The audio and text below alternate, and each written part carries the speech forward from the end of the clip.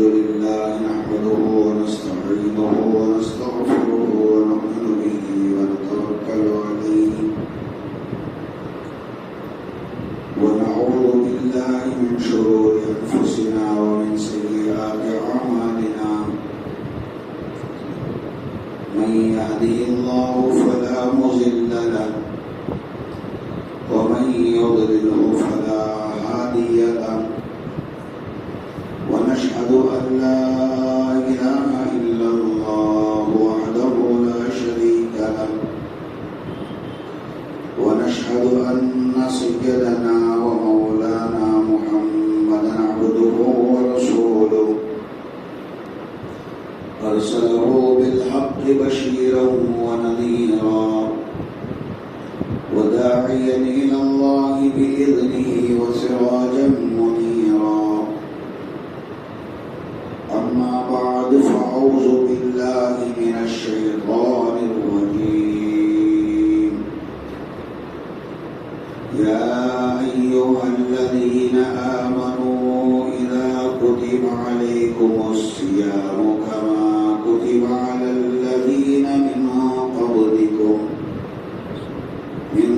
قبلكم لعلكم تتقون صدق الله العظيم. حضرات محترم سامعین کرام، بزرگوں اور عزیز دوستوں، آپ حضرات کو علم ہے، جانتے ہیں کہ کون سا مہینہ گزر رہا ہے. اس مہینے کے آنے سے پہلے 2 مہینے قبل، 2 مہینے پہلے ہی امام اپنی نماز میں اور بہت سارے لوگ اپنے انفرادی دعاؤں میں دعا کرتے ہیں اللہم بارک لنا فی رجب و شعبان وبلغنا رمضان.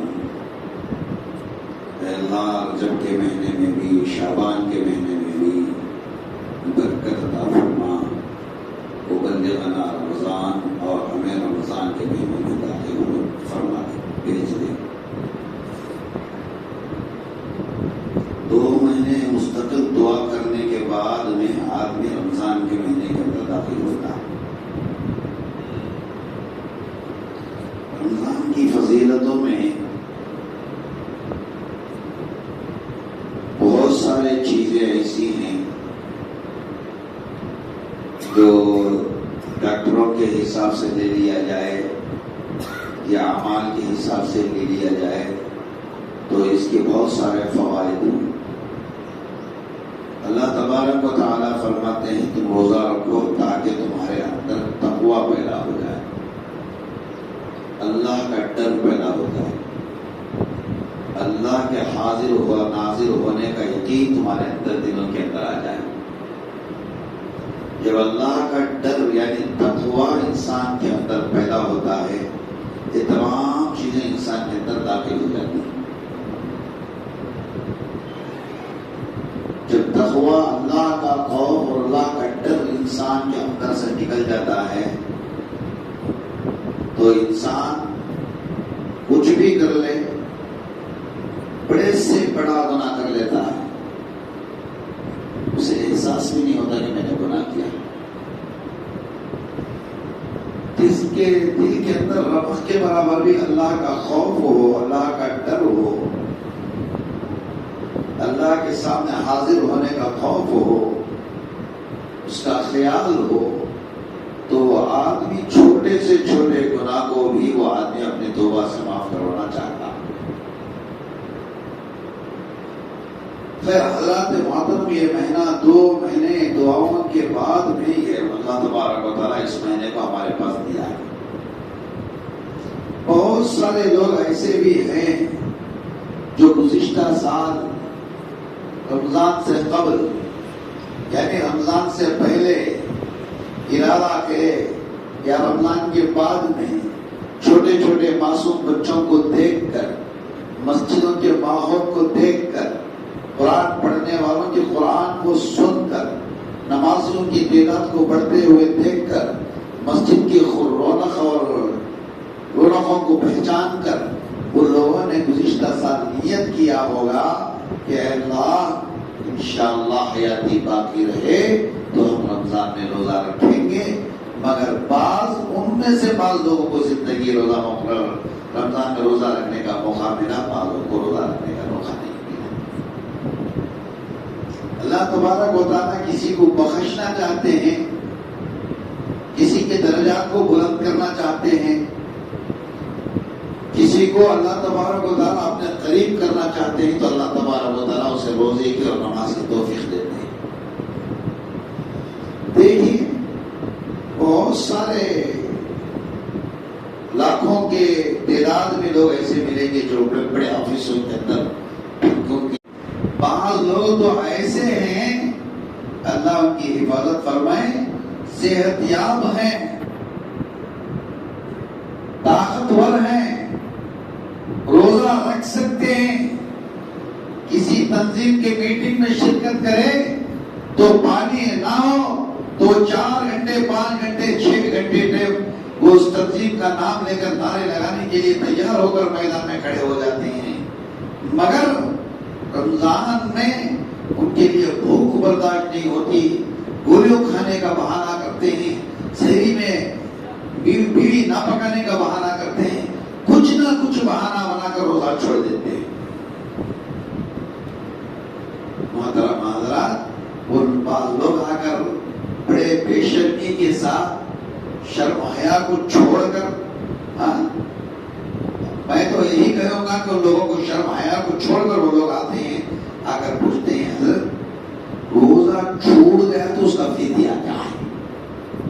روزہ رکھ لیا تھا، روزہ رکھنے کے بعد کچھ وجوہات ایسے پیش آ گئے تھے، ایسی بیماری لاحق ہو گئی تھی، ایسا وقت آ پڑا تھا کہ میں نے روزے کو توڑ دیا تو اس کے لیے اور مسئلہ ہے، مجبور تھا آدمی، کچھ نہیں کہہ سکتے، صحت مند آدمی ہے، روزہ رکھنے کی کوشش ہی نہیں کیا، اپنی طلب کو چھوڑنے سے مجبور ہو کر آ کر ایک روزے کا فدیہ معاف کرانے کے غرض سے آتا ہے، پوچھتا ہے کہ حضرت ایک فدیے کا، ایک روزے کے لیے ایک فدیہ کافی ہے؟ تو وہ یہ سمجھتا ہے کہ اللہ کے روزوں کی قیمت 30 دن کے 3 فدیوں کی 30 فدیے دے کر اس کی برات سے وہ چھٹکارا حاصل کر لینا چاہتا ہے۔ ارے کم از کم آدمی کوشش تو کرے۔ بعض گھروں کے اندر بچے آ کر شکایت کرتے ہیں کہ بچوں سے پوچھا جاتا ہے کہ تمہارے والد روزہ ہیں، تو گھر میں کہتے ہیں بچے، یہ بھی باتیں شرم کرنے کی ہیں، بچے کہتے ہیں کہ باپ بحالی پر سو کر بچے کو کہتا ہے کہ ٹائم ہو گیا اٹھو، ٹائم ہو گیا اٹھو، ٹائم ہو گیا اٹھو۔ یہ خود اٹھ کر بڑا آدمی، اپنا باپ، گھر کا ذمہ دار، جب یہ اٹھے گا اس سے پہلے اٹھ کر دانت مانجے گا، وضو کرے گا، تہجد پڑھے گا، اس کے بعد کھانا پکائے گا، کھانا پکے گا، کھانا کھائے گا، تو بچے پر اثر پڑے گا نا۔ یہ اپنی نالی پر سو کر، پنکھے کے نیچے سو جا کر، چھوٹے معصوم بچے کو جس کے اوپر روزہ بھی فرض نہیں ہے اسے جگاتے رہتا ہے، اٹھو ٹائم ہو گیا، اٹھو ٹائم ہو گیا، اٹھو ٹائم ہو گیا۔ وہ بچہ بھی مجبور ہو کر، لاچار ہو کر اٹھ کر سحری کر لیتا ہے، پھر روزہ رکھ لیتا ہے۔ صاحب پھر 10 بجے 10:30 بجے اٹھتے ہیں، اٹھ کر بڑے آرام کے ساتھ، اطمینان کے ساتھ، گھر کے اندر ڈوسا ہو، روٹی ہو، چاول ہو، گرم گرم پکا کر کھانے کا استعمال کرتے ہیں۔ جب چھوٹے معصوم بچے رمضان کے مہینے میں آپ کے گھر میں چیلا پکتا ہوا، آپ کے گھر میں ناشتہ پکتا ہوا، آپ کے گھر میں گوشت پکتا ہوا دیکھیں گے تو چھوٹے بچوں کے دل کے اندر رمضان کی کیا عظمت رہے گی۔ ارے ٹی وی لاتے ہیں، ایک ریموٹ استعمال کرنے کا طریقہ ہوتا ہے تو باپ اپنے بچے کو ریموٹ کے طریقے بتلاتا ہے، ٹی وی کی حفاظت کرنے کا طریقہ سکھلاتا ہے، قیمتی کپڑوں کی حفاظت کرنے کا طریقہ سکھلاتا ہے، بچی کو زیور لا کر دیتا ہے تو زیور کے استعمال کا طریقہ سکھلاتا ہے، مگر نہیں سکھلاتا ہے تو ایک چیز نہیں سکھلاتا، اسے مسلمان بن کر اپنے بچوں کی کیسی تربیت کرنا چاہیے۔ بڑے افسوس ہوتا ہے، بڑا افسوس ہوتا ہے، بڑے دل میں تکلیف محسوس ہوتی ہے کہ بعض جگہ دیکھتا ہوں کہ مسلمان کے اچھے کٹے نوجوان آدمی بڑے صحت مند معلوم ہوتے ہیں، جن کے اندر سے بیماری جو ہے اللہ جانتا ہے، ظاہر سے تو اتنے بشاش معلوم ہوتے ہیں کہ وہ بازار میں کھڑے کر چائے پیتے رہتے ہیں۔ تو مجھے افسوس ہوتا ہے کہ کاش کوئی غیر آدمی ان سے سوال نہ کر لیں کہ تو مسلمان ہے کہ نہیں،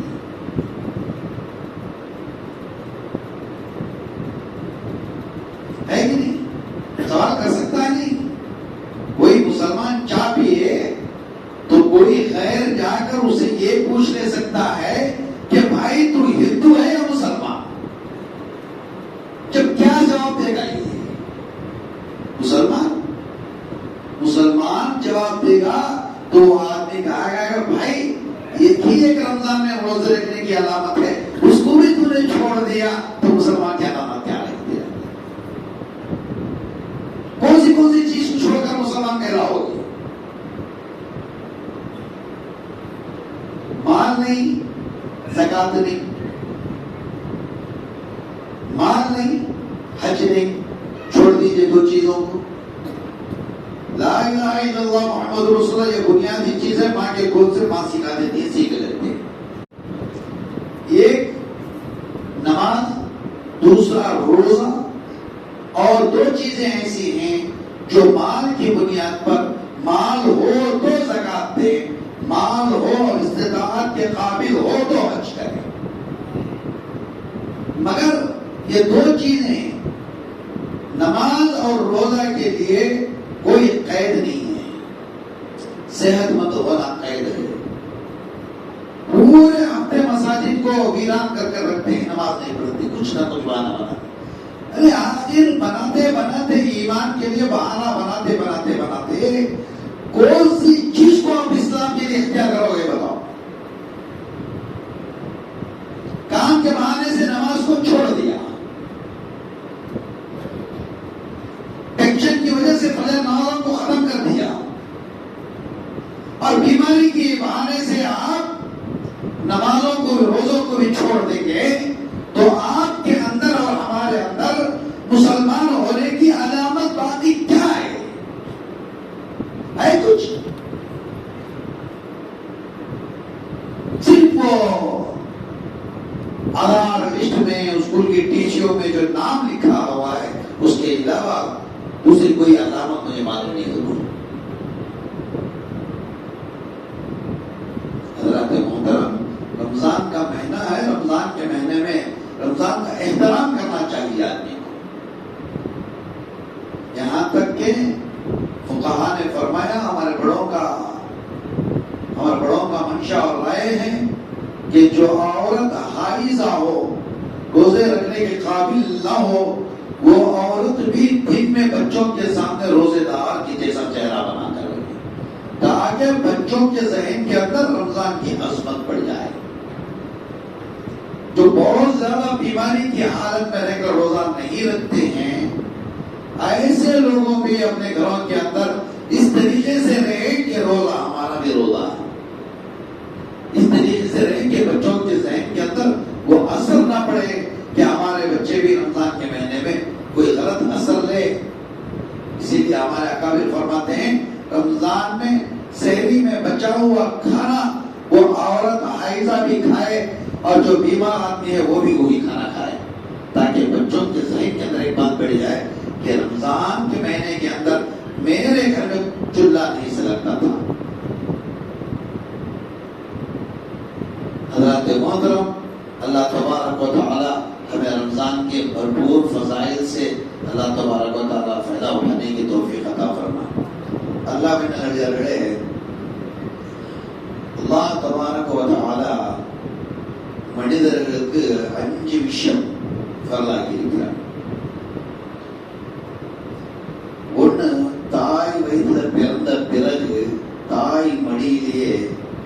அல்லது சில நாளுக்கு பிறகு இல்ல சில வருடத்துக்கு பிறகு சில காலங்கள் கடந்த பிறகு அந்த மனிதனுக்கு அந்த சிறியவனுக்கு லா இலாஹா இல்லல்லாஹ் முஹம்மது ரசூலுல்லாஹ் ஸல்லல்லாஹு அலைஹி வஸல்லம் என்று சொல்லி ஈமானுக்குள் தாখিল பண்ணிவிடுவோம். அந்த மனிதன் லா இலாஹா இல்லல்லாஹ் சொன்னவருடன் ஈமானுக்குள் தாখিল ஆயிருக்கான். ஈமானுக்குள்ள தாখিল ஆன பிறகு அந்த மனிதன் மேல 4 விஷயங்கள் கடமையாக இருக்கிறது, ஃபர்தாகி இருக்கிறது.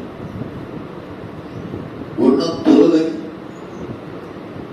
ஒன்று நோம்பு, ஜகாத், ஹஜ். இந்த 2 விஷயங்கள் ஹஜ்ஜும் ஜகாத்தும் யார்கிட்ட பொருள் அதிகமாக இருக்கிறதோ, ஷரியத் சட்டம் பிரகாரம் பணம் இருக்கிறதோ அவங்க ஹஜ் செய்ய வேண்டும். அதுக்கிட்ட கடன் வாங்கி கூட ஹஜ் செய்யக்கூடாது, சம்மதி இல்லை. செய்கிறார்கள் வேறவங்க, அவங்க அந்த விஷயம். பணம் இருந்தாதான், இந்த அளவுக்கு பணம் இருந்தாதான் ஜகாத் கொடுக்கணும் என்ற ஒரு நிபந்தனை அது இருக்க வேண்டும்.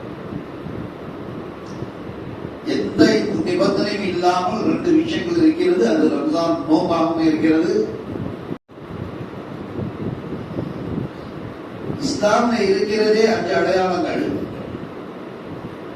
பெத்த பிறகு எங்கள்கிட்ட லா இலாஹா இல்லல்லாஹ் சொன்ன பிறகு அடையாளம் முஸ்லிம் ஆனது எது என்றால் எங்க பேர் ஒண்ணுதான். எங்க பேரு தவிர எங்கள்கிட்ட எந்த அடையாளமும் இல்லை. ரொம்ப பணம் இருந்தால் ஹஜ் செய்ய வேண்டும், அதுவும் பொதுவான மக்கள்கிட்ட இல்லை.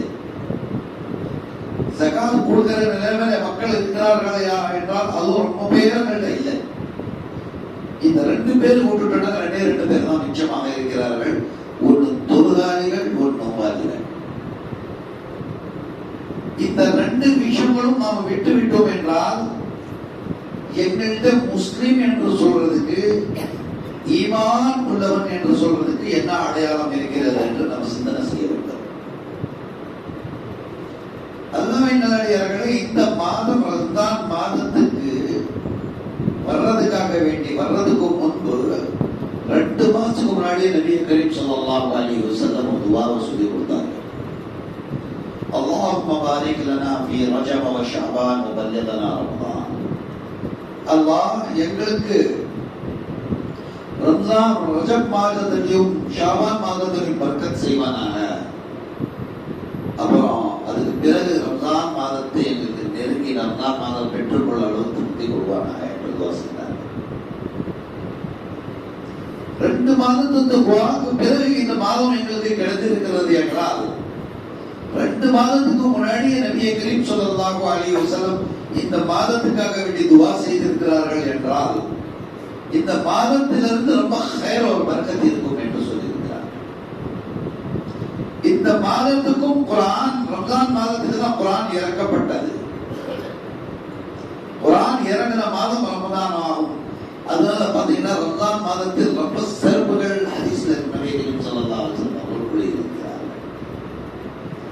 ஒரு ஹதீஸில் நபி கரீம் ஸல்லல்லாஹு அலைஹி வஸல்லம் ஒரு ஹதீஸின் துண்டுல சொல்லி இருக்கிறார்கள், எந்த மனிதன் ஒருத்தர் ரம்ஜான் பெற்று கொண்டு அவன் தன் பாவத்தை நீக்கவில்லையோ, தனக்கு தான் சுத்தம் செய்து கொள்ளையோ அவன் நாசமாக வேண்டும் என்று ஜிப்ரீல் அலைஹிஸ்ஸலாத்து வஸலாம் அவர் சாபமிட்டு அந்த நேரத்தில் நபி கரீம் ஸல்லல்லாஹு அலைஹி வஸல்லம் ஆமீன் என்று கூறியிருக்கிறார். இந்த அளவுக்கு ரம்ஜான் மாதத்துக்கு கண்ணியம் நபி கரீம் ஸல்லல்லாஹு அலைஹி வஸல்லம் சொல்லி இருக்கிறார். ஆனால் இந்த ரம்ஜான் மாதத்துக்கு நம்ம எந்த அளவுக்கு கண்ணியம் கொடுத்திருக்கிறோம் என்று நம்ம சிந்தனை பண்ணி நாம் யோசனை பண்ணி நாம பார்த்துக்க வேண்டும். அல்லாஹ்வின் நல்லடியார்களே, ரம்ஜான் மாதத்துக்கு 2 மாதத்துக்கு முன்னாடியே துஆ பண்ணி இந்த மாதத்துக்கு பெற்றுக் கொள்றதுக்கு சில பேருக்கு கொடுத்து வைக்கவில்லை. சில பேர் மாதம் பெற்ற பிறகும், இந்த மாதம் அவங்களுக்கு வந்த பிறகும், ஆரோக்கியமாக இருந்த பிறகும் சில சின்ன காரணத்தினால், சின்ன சின்ன வியாதிக்கு காரணத்தினால் அந்த மக்கள்கள் ரம்ஜான் மாதத்துக்கு நோய் விட்டு விடுறார்கள். இதோட பெரிய கை சேர்ந்தது எதுவுமே கிடையாது. இதோட அப்சோஸ் பண்ற பெரிய விஷயம் எதுவுமே கிடையாது. நோம்பெல்லாம் விட்டுறாங்கல்ல, எங்கனாச்சும் வீட்டுல உட்காந்து தெரியாம யாருனாச்சும் அல்லாஹ்க்கு தான் தெரியும், அது வேற விஷயம். அல்லாஹ்க்கு தெரியாத விஷயம் கிடையாது. சரி நோம்பு இல்லைல்ல, ரோட்ல கேமரா பார்த்தா கேவலம் தானே எங்களுக்கு. எனக்கு கேவலம் ஆயினா போதும், முஸ்லிம்களுக்கு கேவலம் ஆயிருமே. ஆனா என் மகன் நோம்பு வச்சிருக்காரு, என் மகனுக்கு கேவலம் ஆயிருமே. ஆனா எங்க மலையாசல்ல வர்றவங்க மேலாவாசிகள் முஸ்லிம்களுக்கு கேவலமா நினைப்பாங்களே. அதனால டீ குடிக்கிறதோ வீட்டுல போய் ஒழிச்சு குடிச்சுக்கிறேன் குடிக்க மாட்டாங்க. சூடு சொன்ன கொஞ்சம் இல்லாம ரோட்ல நின்று டீ குடிச்சுக்கிட்டே இருப்பாங்க.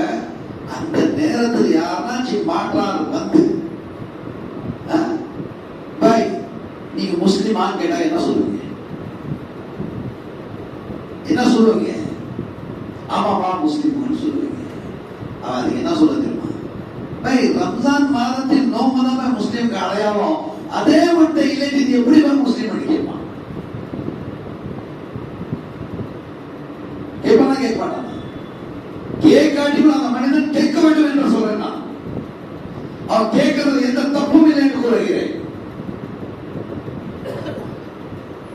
அல்லாஹ்வோட தீனை, அல்லாஹ்வோட கட்டளையே, அல்லாஹ்வோட ஃபர்லை நீங்க அந்த அளவுக்கு பகிரங்கமாக வெளிப்படையாக ரோட்ல நின்று அவ்வளோ பேர் முஸ்லிம்கள் இருப்பார்கள், இந்துக்கள் இருப்பார்கள், எல்லா மதத்துக்கும் முன்னாடி நீங்க நின்று கேவலப்படுத்தினார்கள் என்றால் உங்களுக்கு ஒரு மனிதன் கேவலப்படுத்துறது எந்த ஒரு தவறும் கிடையாது.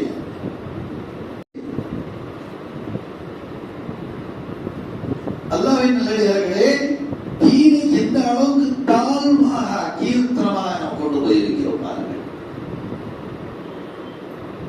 இன்னும் கை சேதம் என்ன தெரியுமா?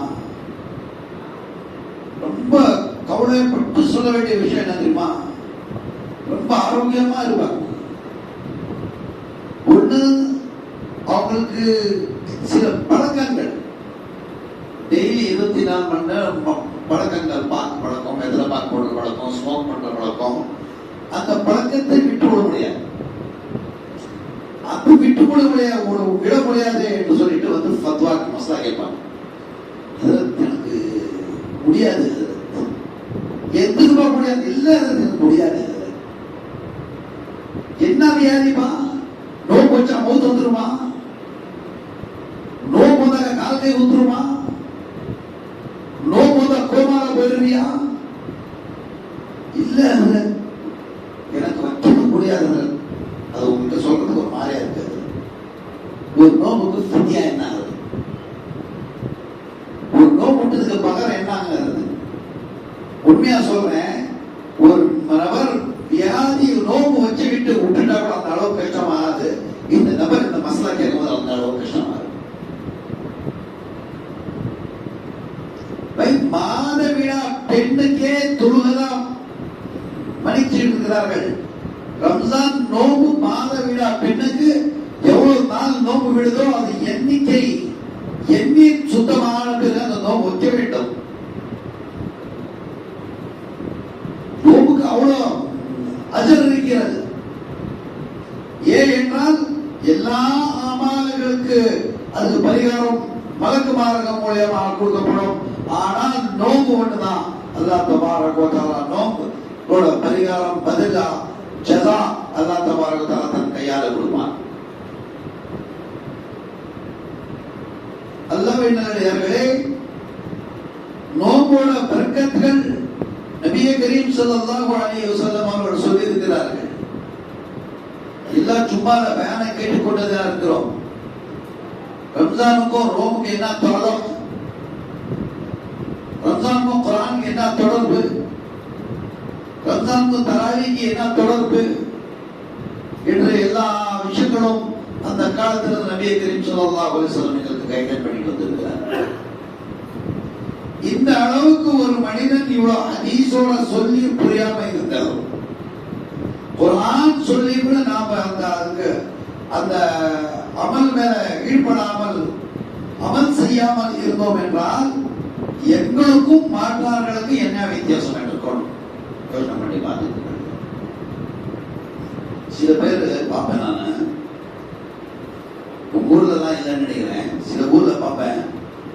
அந்த மஸ்ஜித் அம்லா அந்த கஞ்சி காய்ச்சலுக்கு ஒரு டீம் உருவாக்கியிருப்பான்.